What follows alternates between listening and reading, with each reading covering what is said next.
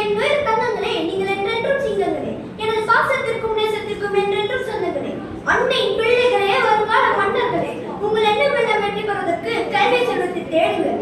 படித்தால் உலகம் உன்னை மதிக்கும் பரடா, படித்தால் உலகம் உன்னை மதிக்கும் பரடா, உழைத்தால் உலகம் உன்னை உயர்த்தும் பரடா, இரவுக்கெல்லாம் தீபம் நிலவு தரடா, அறிவுக்கெல்லாம் தீபம் கல்வி தரடா, முகத்தில் 2 கண்கள் அந்த கல்வி தரடா, கல்வி இல்லாத வாழ்க்கை பெருமை இல்லடா, உண்மையான கோவில் அது பள்ளிக்கூடம் தான் என்றால் நமது கனவு நாயகர்.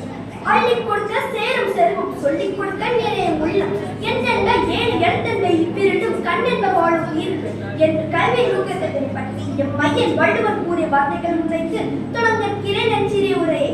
கண்ணுடையார் என்பவர் கற்றோர், முகத்தில் 2 முன்னுடையார் கல்லாதவர். அதாவது முகத்தில் 2 கண்கள் இருப்பதால் மட்டுமே அவனால் பார்க்க முடியாது. அவனுக்கு கல்வி அறிவு இருந்தால் மட்டுமே அவனது கண்கள் பையன், இல்லையில் அவன் நிறமிருப்பது கற்றல் அல்ல, வெறும் புண்களே என்கிறார் வள்ளுவர்.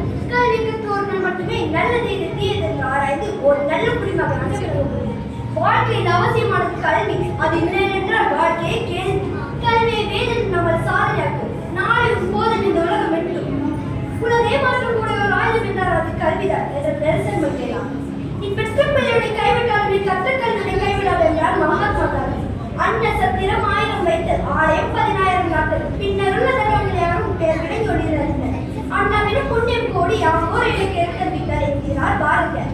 இந்த கவிதையின் பாரதியார் கோவில் கட்டி தருதல், அன்ன தர்ம செய்தவர்கள் எல்லா தர்ம செயல்களை விட புண்ணியம் தருவது ஒரு ஏழைக்கு கல்வி கற்றிருப்பதை எல்லா தர்மங்களை சிறந்தது ஓங்கி வைக்கிறார். கல்வியில் எவ்வளவு பெரிய பணக்காரராக இருந்தாலும் அதை பெற்றோரிடமிருந்து பெற முடியாது, அதை படித்தால் தான் பெற முடியும். யாரெல்லாம் புத்தகத்தின் முன் தடை கொண்டவர்களோ அவர்களெல்லாம் உலகத்தின் முன் தடை நிமிர்கிறார்கள். கல்வி முக்கியத்துவத்தை நீ அறிந்திருந்தால் 8 திக்கும் உன்னை மதிக்கும், 8 கனியும் தானே கிடைக்கும், பட்டணி பசி சொல்லை மறக்கும், கல்வி கற்க செல்வம் கொடிக்கும், வளர்ந்த நாடுகள் உன்னை அடிக்கும், பரந்தவானை பரச வைக்கும், சிறந்த வேலை வாய்ப்பை அளிக்கும், கல்வி கற்க உலகம் சிறுக்கும், ஒடுக்கப்பட்ட சமூகம் உயரும், மறுக்கப்பட்ட நியாயம் கிடைக்கும், பிறப்பில் தெரிந்த வர்ணம் அணியும், கல்வி கற்க பலவை படி, கற்க கசதர கற்பவை கற்க பின் இருக்காதெல்லாம் என்று வள்ளுவரின் நோக்கப்படி நிறைய விஷயங்களை கற்போம். கற்க வேண்டியவற்றை கற்ற பின் அதன் வழியே நடக்கும். இது நமக்கு மட்டுமல்ல, நமது சந்ததியாருக்கும் ஒரு நல்ல சமுதாயத்தை நோக்கி உங்களிடம் விடைபெறுகிறேன். நன்றி, வணக்கத்துடன் சாதனை.